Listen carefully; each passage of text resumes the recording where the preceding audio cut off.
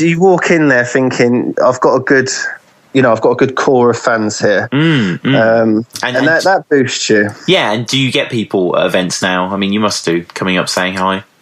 Not as much as I did in my prime. Mm-hmm. My prime, I had people. There was a mother and daughter that they couldn't get in because the daughter wasn't old enough to get in the venue, and they came up to me outside the event and said, "We just wanted to meet you. We couldn't get in, but we just wanted to meet you." That's weird, man. Yeah, that's crazy. Weird.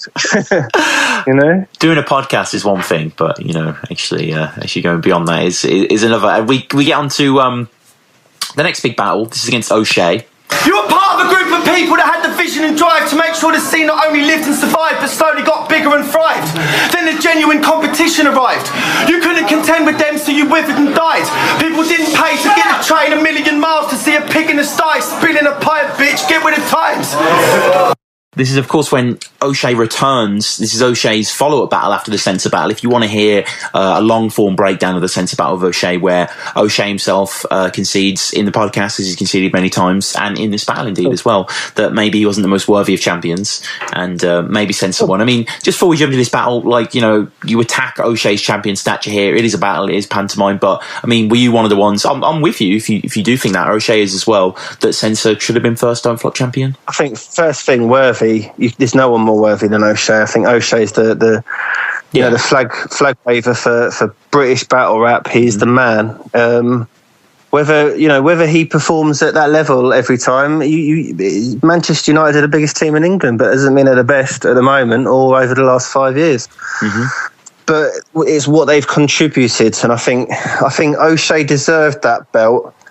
I was there when the judges made their decision. Behind Liam, just sort of out of my own curiosity, watching what the judges had said, and I did think Censor won on the day, but it doesn't tear me up. Basically, it doesn't. I'm not bothered. I don't think Censor's bothered. I think it was just you might as well have just given it to Oshea. Do you know what I mean? You might as well have just said, Oshea, you're our champion. Who do you want to defend against first? Because I don't think anyone would have beaten Oshea, not just on the day's performance, but on his reputation as an ambassador for British battle rap. I utterly agree, and one of the reasons that this battle stands as important to me, or definitely in my memory stronger than others, is this is my first Don't Flop event. I went with two friends. I was a fan for, I don't know, a couple of months maybe at this point. And I remember getting there. I hadn't been to Manchester before. I have lived in Manchester since, so now I'm aware of where it was. It was on the kind of Northern Quarter Way, the Night and Day Cafe. Most people know it on that main sort of strip thing. And I remember getting there, a few friends, long queue outside, seeing Mickey Worthless, seeing Kruger, seeing these people that I hadn't seen before, being, it's lame to say, but starstruck in a weird way. Probably even more so than if I saw an actor, because these are people that at the time, especially, I was like, oh, battle rap's just the greatest thing ever. Like, I can't believe these people do it. This is real. Oh my God. I remember distinctly there was a tryout that never came out.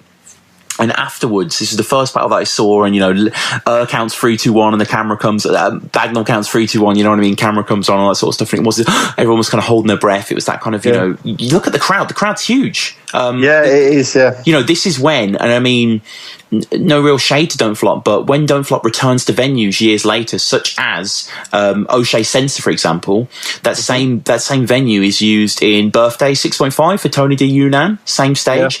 The venue feels half full. It's sad to see, and that is just the way. And you can't help these things, and they still do well for the birthday events, and they're still doing well. I really hope they're doing well forever. You know what I mean? But you can notice that, and this event was crammed. And I remember even the tryout battle, I was kind of struggling to get a view. People just loved battling back then, and the battle got wiped. I remember afterwards, because they choked badly, both of them, and one of them said in their battle, "Oh, we just got this battle demoed" or something like that, and it was like, "Oh, you didn't even get that." I remember that. Yeah, and there was one line. There was only one line that I remember where it's like, "Your family's fucked up. You fingered your sister and came out wearing your dad's wedding ring," which is kind of a sort of, play on many common sort of lines there. Wasn't that good? And then I'm trying to think what other battles were there. Briggsy versus Nash was there, which is as kind of mare as it sounds.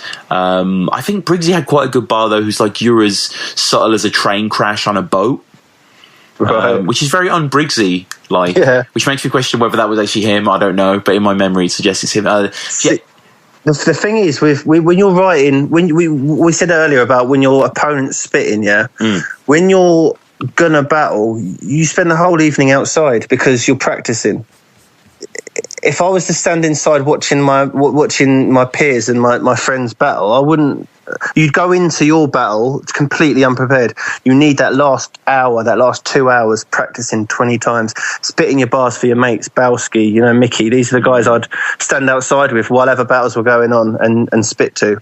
You've got to, haven't you? You're out your zone otherwise. If you're watching I remember Verb Team Matter happens, good battle, but you can't. I do wonder when you see that. You see people waiting in the eaves and they battle after, and it's like, how do they just... I don't know, as we're getting down to the last 5 minutes now, are you still rehearsing the second you step on the stage? What is the kind of movement in that last hour?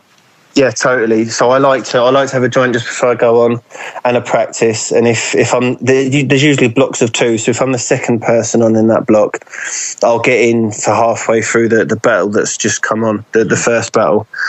So you just want to walk in there. You want to be practiced. You want to be ready. You have to spend that last few minutes, because I didn't in my first battle in Scotland against Silvertongue. I didn't do that. And Chronicle told me you have to do it all the time, and I didn't do that, and I choked. So since then, the last hour before I battle is 4, 5, 6 times of just running through everything. And this is such a polished performance, huge battle. As we say, this is O'Shea's first battle as champion. This is 4 months since the Leeds events happened against Censor. 121,000 views, big battle. A lot of views on this one. You get called one of the most dedicated battlers in the league. You get a huge reaction. You're in such a vein of form at this point. This is 92nd rounds. Vintage O'Shea rocking the Dick Limerick shirt. And coming up, best O'Shea I've seen. That's the best O'Shea I had seen in years. I think. This was the perfect time for us to do this episode, because literally last week I did the O'Shea episode, and I've been watching a ton of his battle, familiarising himself with his whole career. And there does definitely. There's a moment in O'Shea's career when he seems to say, I don't care anymore. I know he always was that, and I understand that was kind of always his point, that he was kind of this ramshackle thing, but I think here, the Tony battle, kind of this 2013, I think post Uno Lavos maybe, even ironically, as he got more and more popular. I think, guys, his battle against sort of Nestle and stuff like that, he wasn't coming proper. No. But the thing is, it's what I said about you need to put all your time and effort into it. I've got a battle next week, and I'm really not as ready as I'd like to be. But it's kind of, and I said to my girlfriend, I said, O'Shea, this is the sort of thing O'Shea does all the time. He just rocks up unprepared. He gets through on personality alone and a few bars. I can't do that. I've never felt like I can do that. I'm not O'Shea in that respect. I need to come in fully prepared. If someone wanted to watch your most underprepared battle, what is that online? I'd say written was Weedy or Silvertongue in Scotland, unfortunately, 2 Scottish performances. Other than that, it's a routine of 3 weeks. First week, the first verse written and remembered. Second week, second verse written and remembered. Third week, third verse written and remembered. So it lends the first 2 verses being better remembered than the third, or...? Well, no, because the first verse you write isn't going to necessarily be your best. Right.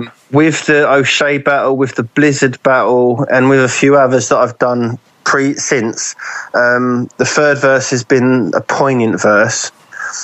So it's been the last one I've written, because I've almost planted seeds in my head of what I'm going to write about. And then you sit down and write, I know that I'm going to go here, there, here, there, here, there. It's not just punchline, punchline, punchline. It's building up, building up, building up. So what I said in the third, I knew O'Shea had asked me if there's anything I didn't want to talk about. I didn't want him to talk about.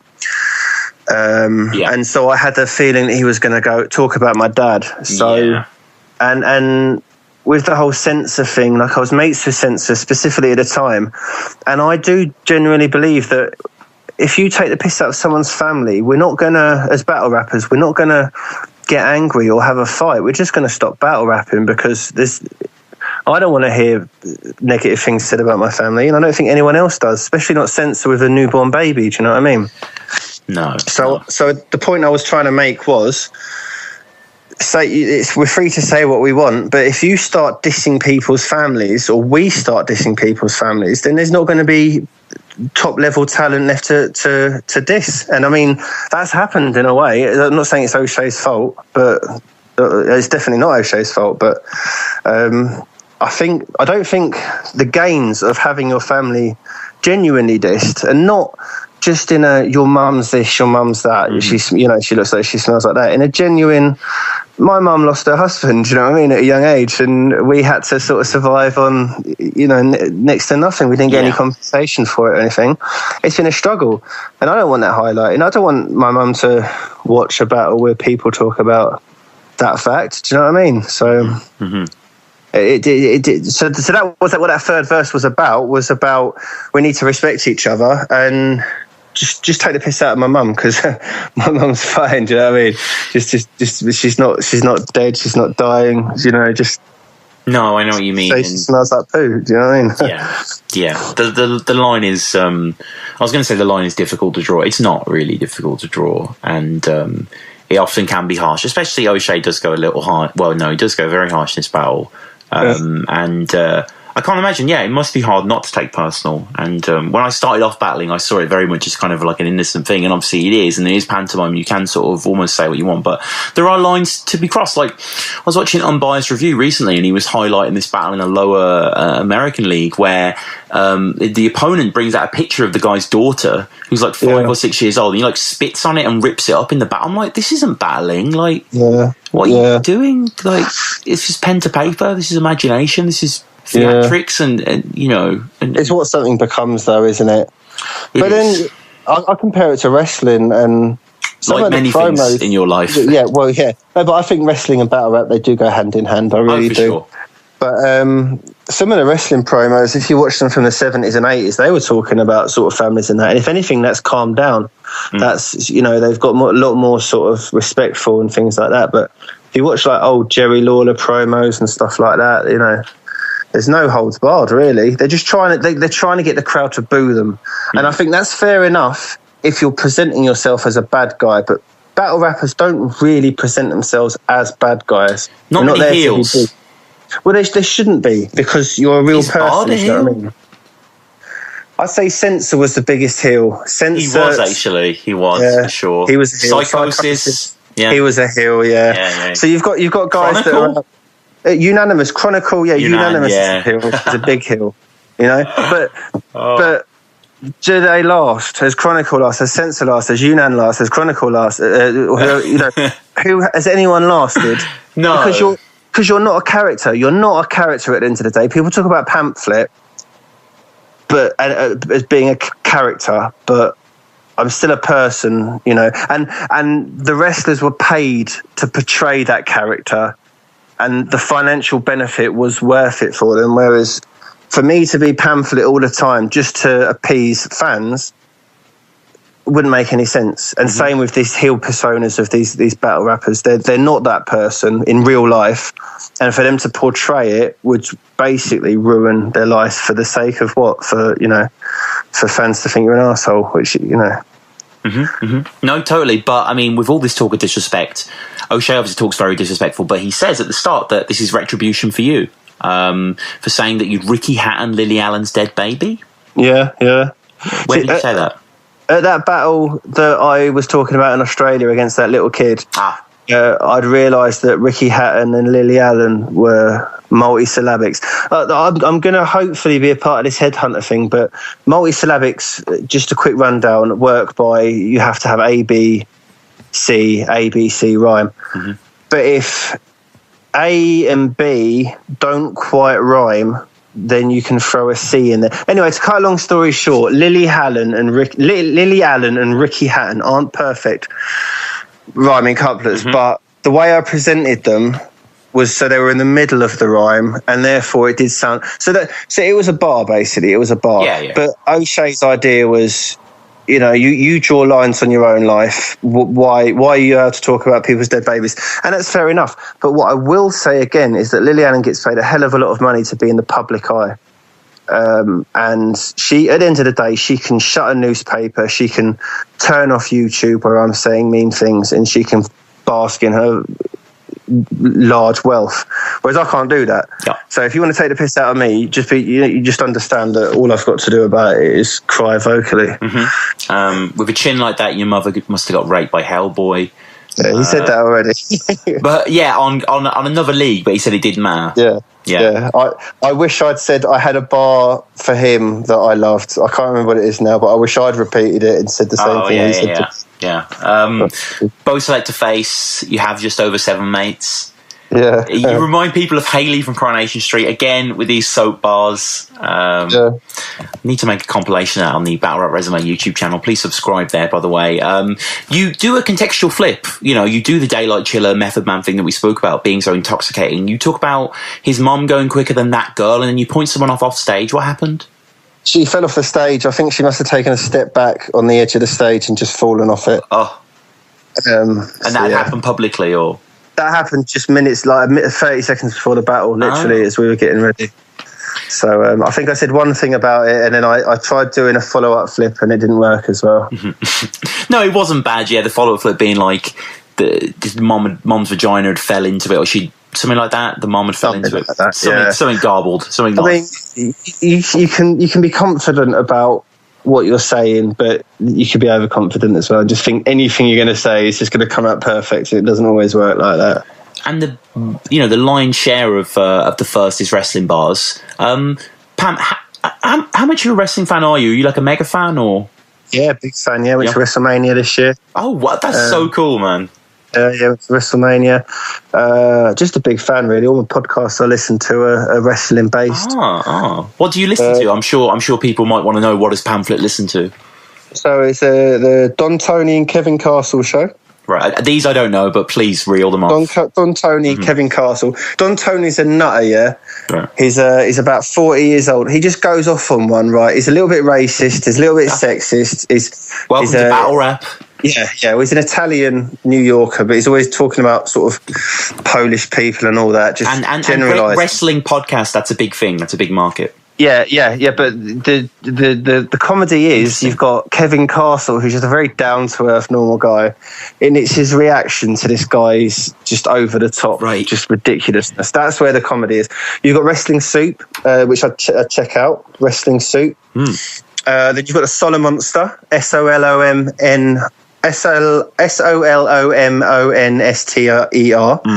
Solomonster, very informative.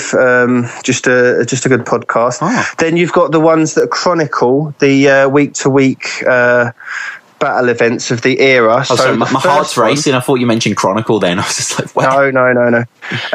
So you've got OSW Review, which is like a video podcast, which does all the Hogan stuff. I actually called them out in one of my battles, the Calcium Kid battle, and they put me as the intro to one of their videos. No, that's so good. Big mark out moment for me, yeah. So, and then you've got the New Generation podcast, and then you've got the Attitude Era podcast, which just cover the eras. Dope, man. Thank you for sharing that. That's really. I mean, I'm always just interested in what people are passionate about, and I'm just like, wrestling is something quite new to me. Like I mentioned to you off air, like I watch a lot of What Culture YouTube compilations. I'm very new to it, but like I do totally see it, and like I understand why and I do really like it. You know what I mean? It's a very, very interesting thing, but I'm not going to pretend that I understand 90% of your bars in this battle. In terms of wrestling, but they're still very good. Please reference Mick Foley. That won't go over my head. I'm that sort of guy. I'll try to do that. Yeah, I've got a wrestling bars battle coming up that should be released by the time this comes out. Versus Oshea. Yeah. Please, that's going to be great. That's going to be really good. A rematch of sorts of this battle. Well, this will be our 5th or 6th battle, I think. To be honest. We've done loads of 2-on-2s and that. Tied together, man. Tied together at the flip, and nice flip of your shirt as well. Talk about obviously the Dick Limerick Academy is a microphone with wings. Your designer is shy because I'm the guy who's flying the mic. Really, really nice. Oshea calls out your love of wrestling. Did I say that? Yeah. Shit. What, you like that or? No, I just didn't. I couldn't remember it. Oh man, I mean, you've got fucking so many bars. Oshea, he likes wrestling too, but he's not gay enough to dedicate half a round to it. Lots of you look like Jodie Marsh since she started bodybuilding. You look like Louis Theroux hitting the gym 365 times a week. He goes in on St. Albans, which is place close to my heart. I got some family in Hemel Hempstead, so big up St. Albans. Hits you with a lot of posh bars, but really, kind of that stuff works against Marlo. I don't think that works against you. Yeah, I mean, I'm from a posh area, but I'm not a posh person. No, I don't mean that in a sly way. I just mean it's just kind of like, Oshea, come on, you're facing Pamflit. There's a lot to say here, and you're the good person to say it, but you don't seem to get the ideas out here in the second. You know, you look like you're on a film called Attack of the Barber. And Oshea impersonates you, you know. Nothing wrong with a little impersonation there. Oshea doesn't do it that often. You know, it's many people haven't done impersonations of me. Do you know what I hate when I'm battling someone is when they go, oh, this is you. I think I've never sounded like that. It's almost like they're trying to make you look stupid. Like, I think they think multisyllabics are easy, and then, so they start going. I mean, not Oshea, but sort of some of the poorer people I've battled against. They think that's multisyllabics. Do you know what I mean? That's not multisyllabics. And they'll sometimes they'll give examples that they're not even multisyllabics. It's like, you know, it's confusing. And these flips, we teased this earlier, the round opener where he did 3 great flips. This is the round. You're second against Oshea. So you start off by saying he's way boring. Best thing about St. Albans is that it ain't northern. It gets a good reaction. Fuck Jodie Marsh, your head looks like one of her tits. So they can't write, you're from Liverpool, neither can you. Like, all 3 of these just, wow, they're just, you know, that ability that's really impressive to do that. That's what I mean about storing them, do you know what I mean? Because I think even... I can't remember it. Maybe I turned to Pedro, who was behind me, and said, "Remember this word for me." And then I think he couldn't remember it either, because I think I had a 4th one.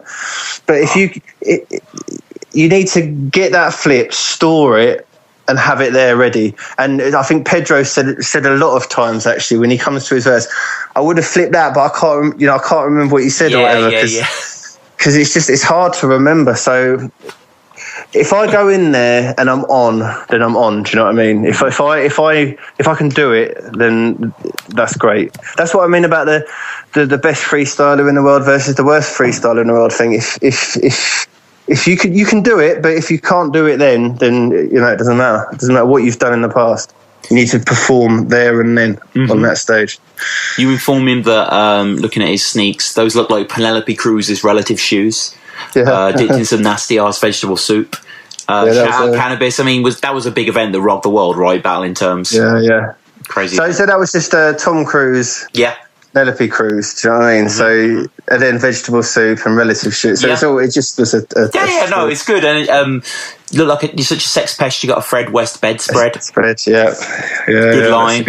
I've had Sex Pest and Fred West sort of in back of my head for ages. I was going to have like a pen set as well. You had a pen set or whatever, but nice. I didn't add that. You say you're going to get Pedro to John Lennon his nan.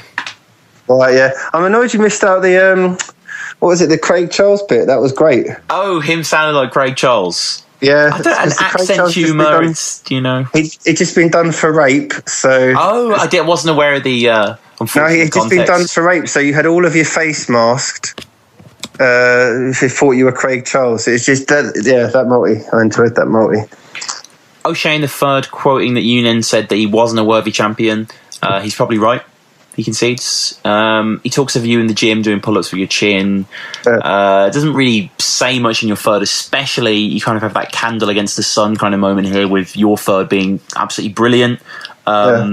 Introducing Oshea as part of people that were getting the scene together, had the vision and drive to improve it, and then the idea of genuine competition arriving and Oshea kind of having his best birds against birds, kids or people's dead fathers. You know, this is you're pretty much your very own URL. You know, third round real shit kind of round. Hopeless motherfucker is a champ we don't want, and the only person that suffers are the fans that don't flop. You're pouncing on him here, you know, and convincingly so. I understand you live a different life now, but like to see you in any sort of contention for the title back then or even now would be fantastic. Yeah, I mean, I'm not there now. Do you know what I mean? It's like roller skating up a hill. Unless you keep that forward momentum going, you just end up falling backwards. Yep. And there's people a lot more hungry than me, and I think that's the opinion of a lot of the guys that have stopped doing it. Is unless you're going to do it, you know, you can't really sort of dip your toe in it every now and again because the crowd moves on. So they have for me anyway. I think there's guys like sort of Wizard who come back once every 2 years and smash it, and I think they'll always be up there. But I think with me, I tried so hard. And unless I do that, I don't think I had as much natural ability as some of the other guys, but I think I just tried so hard. I think you remembered very fondly, man. I think I am, but I think it wasn't natural. It wasn't like I couldn't just, like Oshea. I mean, Oshea's a perfect example of natural. I couldn't just turn up. I had to do a lot of work. It was a lot of practicing, a lot of remembering. I worked really hard, man.